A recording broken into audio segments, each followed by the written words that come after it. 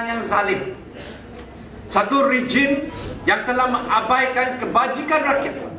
Buktinya Sabah, buktinya data-data yang nyata yang kita boleh quote dari mana, internet ke, dari sos kerajaan atau dari sos akademia, telah menunjukkan Barisan Nasional gagal untuk memegang mandatnya dengan baik. Yang kita harapkan bagi apa parti pun, tidak kira apa parti pun, bila memegang amanah rakyat, tugas prioriti pertama ialah mempertahankan hak rakyat, untuk menjaga kebajikan, untuk mempertingkatkan taraf hidup. Tetapi di sinilah bumi ini, bumi yang bertuah, yang ada minyak, yang ada gas, yang ada balak. Tetapi penggabungan kita dengan Malaysia, dengan sebuah negara yang berdaulat, sepatutnya memberi perlindungan dan peningkatan dan pembangunan. Akhirnya impian ini dikhianati oleh pemimpin-pemimpin kita. Yang mengkhianat bukan saja pemimpin dari Semenanjung, tetapi yang mengkhianat datang daripada golongan elit yang bersama dengan Barisan Nasional hari ini, yang berbilang gaung, yang datang dari berbagai wilayah. Dan itulah sebab perjuangan kita ini yang ingin melakukan perubahan, bukan saja setakat nak ganti Barisan Nasional, bukan nak jatuhkan Perdana Menteri saja, tetapi kita harus tegaskan, ini adalah impian bersama. This is our common aspiration. This is our common aspiration of all Malaysian people, seluruh rakyat Malaysia. Dan ini satu perbezaan yang kita ingin bawa dalam Pakatan Rakyat. Sejak sudah lama kita dengar retorik yang Melayu mempertahankan Melayu, pemimpin Melayu bangkit, kita pertahankan orang Melayu, orang lain jangan mempertikaikan. Kita ada pemimpin dari Borneo yang menyatakan kita orang Borneo. Kita nyahkan parti-parti dari Semenanjung. Kita tak mahu orang-orang politik dari Semenanjung campur tangan. Tetapi bila mereka menang, bila mereka pegang kuasa, mereka mengkhianati komuniti masing-masing. Lihat dalam parlimen hari ini,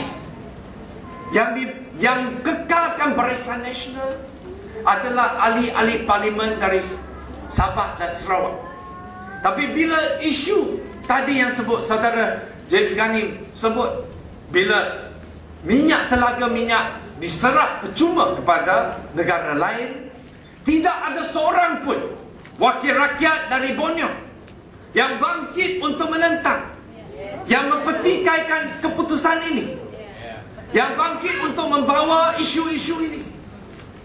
Inilah, kita sudah cukup dengan pemimpin dan retorik ini. Itulah sebab satu gagasan baru yang dibawa oleh Pakatan Rakyat hari ini, kita harus ingat, adalah tanggungjawab kita sebagai pemimpin, sebagai aktivis politik. Kita tidak boleh membiarkan mana-mana komuniti, mana section masyarakat kita ditindas dan diabaikan. Saya ahli parlimen dari Semenanjung.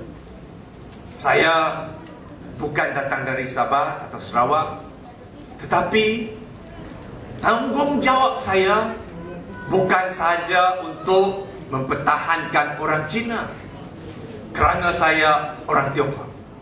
Dalam Pakatan Rakyat kita tidak ada kota untuk Cina, kota untuk Kadazan, kota untuk Dayak, kota untuk India. Tidak. Dalam Pakatan Rakyat, setiap wakil rakyat adalah wakil rakyat untuk seluruh Malaysia. Adalah tanggungjawab kita.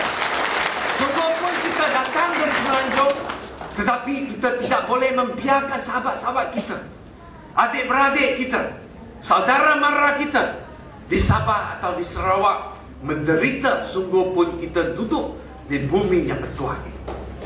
Inilah yang kita sebutkan the New Deal. Satu muafakat baru. Muafakat ini kita harap angan bagi kita kita tidak boleh membenarkan mana-mana section, baik pun dia minoriti, baik pun mereka tidak pegang kuasa, tetapi adalah tugas kita untuk mempertahankan hak mereka. Itulah sebab Pakatan Rakyat ingin membawa perubahan. Perubahan ini adalah untuk semua, dan kita ketepikan politik sempit ini yang telah mempermainkan kita, sentimen kita selama ini, dan tidak capai apa-apa pun. Dan itulah kita boleh lihat rekod. Dan sekarang kita lihat, kita menghormati kepimpinan yang di atas. Kita tidak menganggap Datuk Jeffrey dia hanya bersuara untuk orang Sabah saja.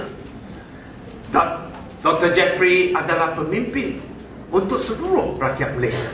Dan concern beliau, keprihatinan beliau tentang ketidakseimbangan di sebelah timur dan barat ini adalah topik nasional, adalah isu prioriti untuk negara kita.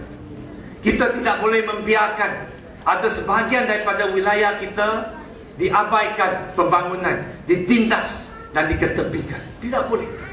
Itulah sebab kita harap, kita harus ingat perjuangan ini. Yang kita menyertai ini bukan saja untuk jadikan Anwar Ibrahim Perdana Menteri. Bukan saya heboh nak pergi seluruh negara untuk berucap kerana saya nak tunggu jadi menteri.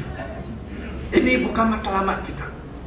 Paling banyak kalau kita tidak berjaya, beberapa ahli politik, ambition kita, cita-cita tidak tercapai. So what? Tetapi yang kita harus ingat, ini adalah peluang yang sangat baik. Inilah masa yang sangat kritikal, yang kita harus bertindak sekarang, bukan untuk Anwar, bukan untuk Parti Keadilan, bukan untuk Pakatan Rakyat, tetapi untuk rakyat Malaysia, untuk anak cucu kita, untuk selamatkan negara ini daripada rasuah dan berbagai kerakusan yang berlaku. Itu kita harus ingat. Perbezaan di kalangan kita harus dianggapkan ini adalah perbezaan yang sangat kecil kalau bandingkan kecemasan kita, yang kita harus selamatkan negara kita. Kalau kita tidak bertindak sekarang, kita membiarkan ini berterusan, parti politik tidak akan mati. Selagi ada demokrasi, ada parti politik yang akan bertanding. Tetapi dalam 10 tahun yang akan datang, dalam 20 tahun yang akan datang, kita yang berada di sini harus jawab kepada anak dan cucu kita, kenapa perjuangan kita gagal, kenapa kita tidak berjaya untuk melakukan perubahan. Adakah kita jawab kerana kita merajuk ada perbezaan di kalangan kita, ada yang nak keluar parti, ada yang nak ugut.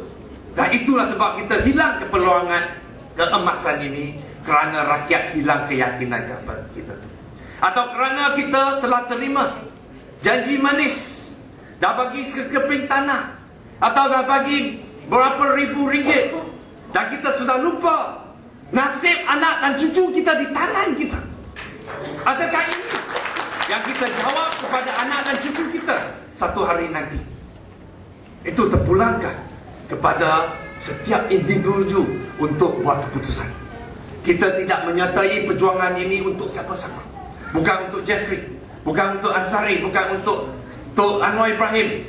Tetapi kita menyertai perjuangan ini untuk selamatkan Malaysia, untuk selamatkan anak dan cucu kita. Dengan itu saya sekali lagi rayu kepada semua, melihat inilah satu matlamat perjuangan yang suci dan murni, dan kita harus bersama secara tegas dan kukuh kita mempertahankan, dan rakyat tidak harus dikecewakan oleh kita sebagai pemimpin dalam parti-parti politik ini. Sekian, terima kasih. Wassalamualaikum warahmatullahi wabarakatuh. Saya ingin juga mengambil kesempatan ini untuk mengucapkan selamat berpuasa dan selamat menyambut kerajaan, hari kerajaan yang suci untuk kaum Muslim di Sabah ini. Sekian, terima kasih. Salam reformasi.